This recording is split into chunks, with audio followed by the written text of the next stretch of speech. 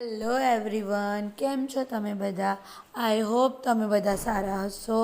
તો આજનો vlog makeup સાથે બધા રેડી કેમ થાય છે?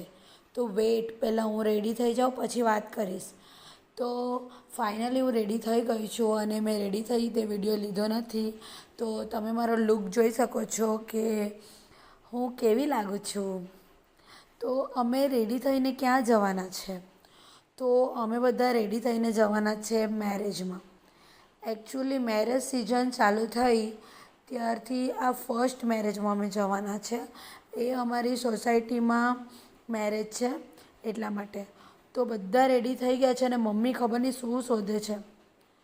તો આપણી આરોહી જો જાતે મેકઅપ કરે છે આજે તો.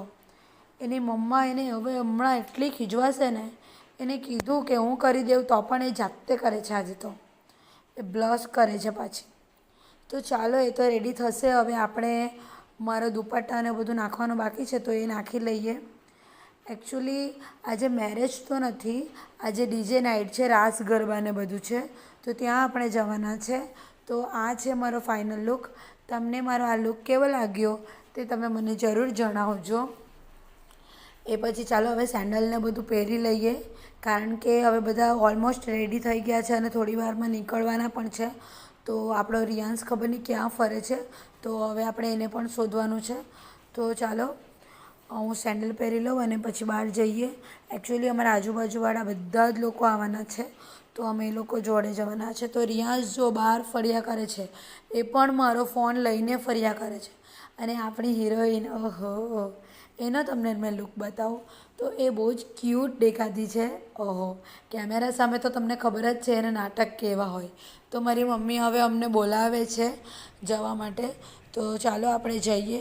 પણ વેટ વેટ વેટ, મને આજે મેં જે મારા ઇયરિંગ વેર કર્યા છે, વાવ, એ મને બહુ એટલે બહુ જ ગમે છે. અને એવું થાય છે કે મેં એને જ જોયા કરું. ઓ માય ગોડ, એટલા ક્યૂટ લાગતા છે. તો અમે પછી આવી ગયા ડાયરેક્ટ મેરેજમાં.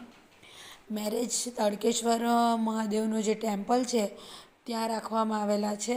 સોરી, ત્યાં ડીજે નાઇટને એવું ત્યાં રાખવામાં આવેલા છે. તો અમે ત્યાં આવી ગયા અને જમવાનું સ્ટાર્ટ હતું એટલે અમે જમી પણ લીધું.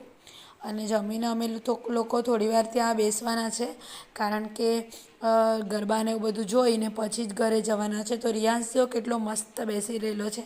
ડીજે જોરમાં વાગે છે ને એટલે એ ચૂપચાપ મારા ખોળામાં બેસી ગયો છે. અને ફાઇનલી ગરબાને એવું બધું ચાલુ થઈ ગયું છે અને બધા ગરબા રમવા માટે ચાલુ કરી પણ દીધું છે.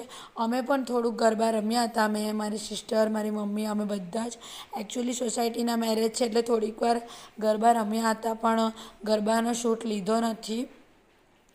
એ પછી હવે આપણે વ્લોગને એન્ડ કરીએ. તો આપણે આવતા વ્લોગમાં ફરી મળીએ.